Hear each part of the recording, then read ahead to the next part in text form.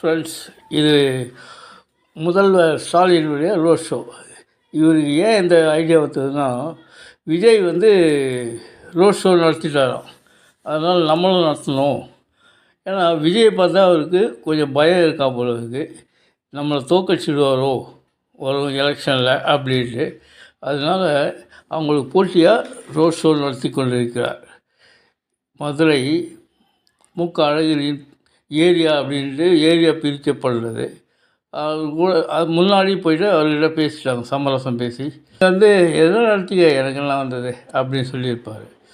அதனால் இவர்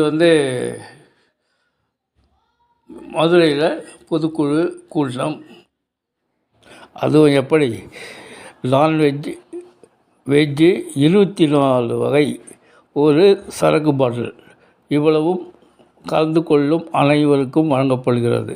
விஷயம் அவர்களுடைய மொபைலில் அளிக்கப்பட்டு விட்டது. அதனால் அனைவரும் கலந்து கொள்வார்கள்.